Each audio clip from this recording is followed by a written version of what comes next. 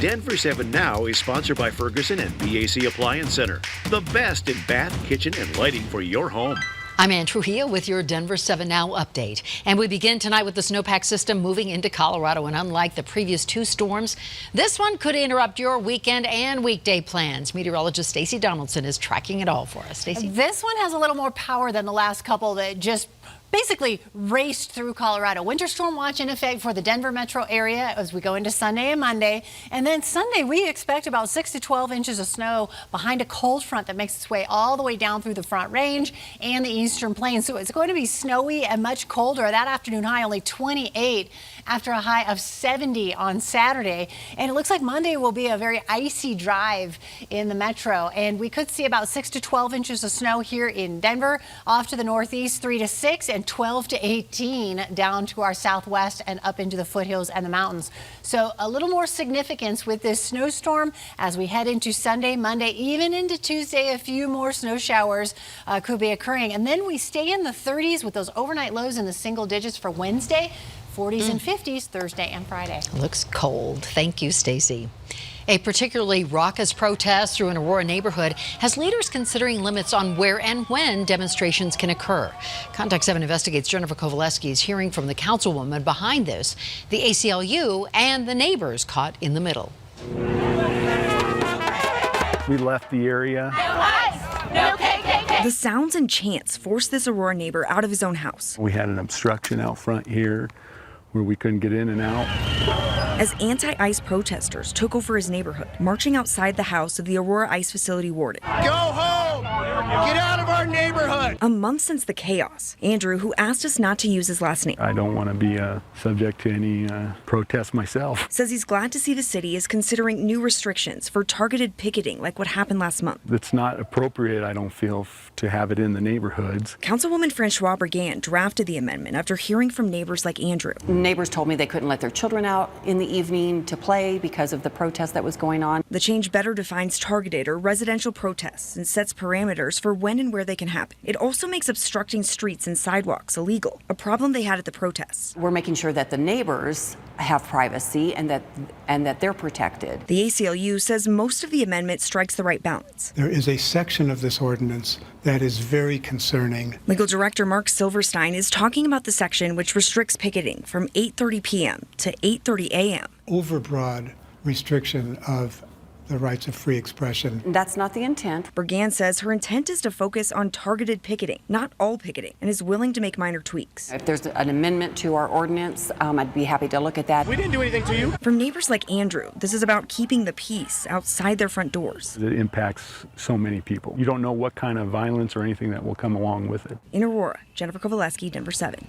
ICE's acting director is not a fan of the Boulder County Sheriff. His frustration involves cases like that of Roberto Gutierrez Hernandez. In 2017, he was booked for domestic violence, an arrest that flagged ICE.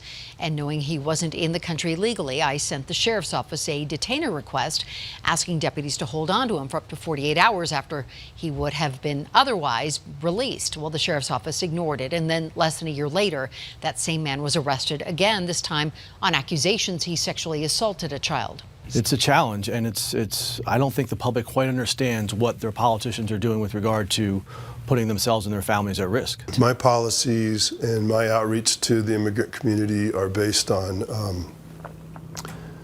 my view of humanity, and my obligation and my desire to keep our community safe. I don't think that's politics.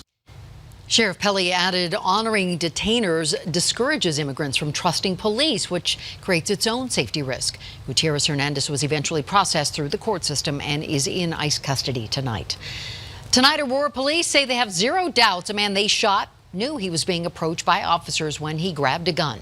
Andy Huff claims he looked outside, saw people in the dark with guns, and believed it was a roommate he fought with earlier in the day coming to finish the job. Well, Aurora PD says he stared directly at that officer before returning with a gun. They also say officers demanded he drop the gun before firing into his home and hitting him.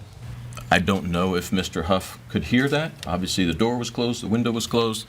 However, through our investigation, we are able to say with a pretty high degree of certainty that Mr. Huff knew it was the police who were at the residence at the time that he went and got that long gun.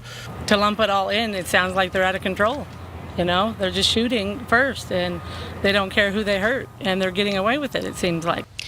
Huff's attorney tells us his client is back in the hospital tonight as he battles multiple infections.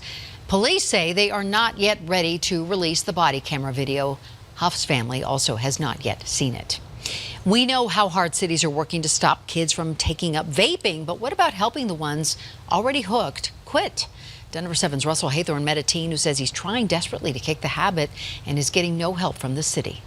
Like so many teens, at least 50% of my friends vape or smoke cigarettes. When Ethan Eckerd turned 18, he picked up a Juul and started vaping. It was legal the entire time that I was becoming addicted to nicotine. Then, a couple months ago, he decided to quit. His parents suggested nicotine gum and patches. I'd never even considered that before, but once I started trying that in the process of quitting, that was like the first time I had hope that I was actually going to be able to quit. But now, at just 20 years old, Denver's new law raising the tobacco age to 21 has had some unintended consequences. They have raised the age to buy tobacco and nicotine-related products from 18 to 21 years old. But that also includes nicotine gum and patches and lozenges, all the products that are created to help people quit nicotine. And the stories they tell me are very worrisome. Doctors at Children's Hospital Colorado say that's a huge problem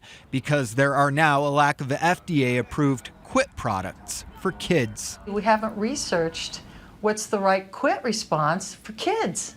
So we don't know exactly what the right products are to substitute for nicotine from these kids who are addicted. This is 4 milligrams. Without those, doctors and quitline experts at National Jewish in Denver fear addicted kids will turn to the black market and amateur versions of these vape pens. We can't wait for clinical studies to come out and say, this is what you have to do to treat it, because by then we'll have, half or 3/4 of youth using these products. We have to act now. They just left out a way for people to quit. Ethan has found a solution. I've gone to my doctor and gotten an actual prescription. But he knows that's a barrier many teens won't go through. He sees only one solution. To lower the age limit for the products created to help people get off of nicotine. Russell Haythorne, Denver 7. Thanks for watching this Denver 7 Now update. Make sure to download the Denver 7 app for your smartphone to get breaking news and alerts around the clock. I'm Ann Trujillo.